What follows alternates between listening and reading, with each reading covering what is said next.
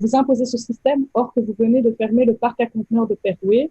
Je dois donc faire beaucoup de kilomètres et donc utiliser du diesel supplémentaire pour me rendre dans un autre Recipac.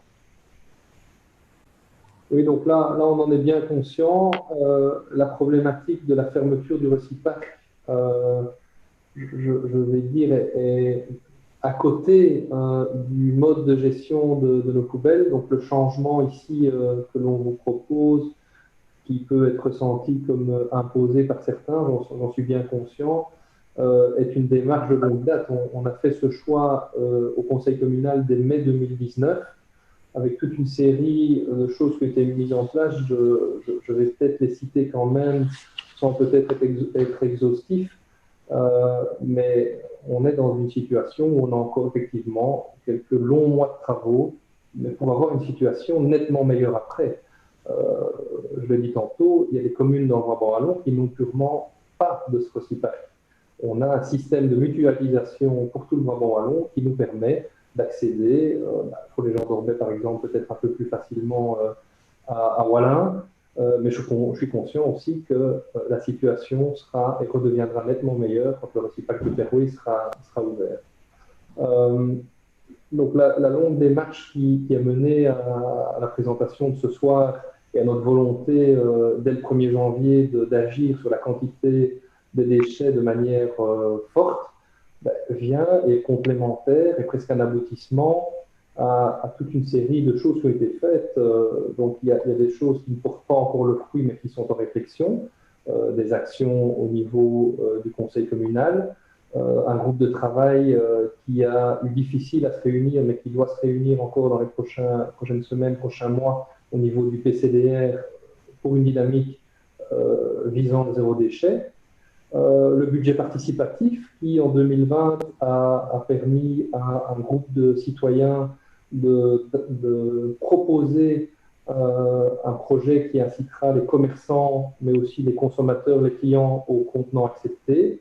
Alors la situation sanitaire de nouveau freine tout cela, mais on voit qu'il y a du réel, du concret là derrière, et j'espère que le comité de sélection va aller dans le sens du soutien de ce projet citoyen. Un local qui est mis à disposition de nouveau d'initiatives citoyennes, Repair Café, pour donner une seconde vie à des objets qui auraient été purement et simplement jetés auparavant. Un espace de donnerie sur Facebook. Et donc, moi, je ne veux pas m'attribuer quoi que ce soit ici, soyons bien clairs, mais on sent qu'il y a une dynamique citoyenne et on veut accompagner cette dynamique citoyenne, l'amplifier avec ce projet de contenant poubelle à plus. On va aussi repartager, parce qu'il y a un énorme travail qui a été fait ces derniers temps, les bons plans de Canal Zoom. Il y a plusieurs dizaines de capsules qui existent et qui donnent des idées parfois simples à mettre en œuvre. On a aussi la chance d'avoir plusieurs ambassadeurs et équipes d'ambassadeurs propreté sur notre commune qui font un travail formidable et sur lequel, évidemment, on s'appuie aussi et on est à leur côté quand c'est nécessaire pour les soutenir dans l'action. On a la rénovation du Recipac, mais qui est vécu maintenant comme étant plutôt un aspect négatif, mais dans quelques mois, on aura la chance de découvrir tous ensemble du concret. On a, j'en ai parlé tantôt, la volonté de mettre des caméras pour sanctionner ceux qui essayent de faire payer par d'autres leurs déchets. On a mis des fontaines à eau à l'administration communale, au garage communal depuis quelques mois. On a offert des gourdes.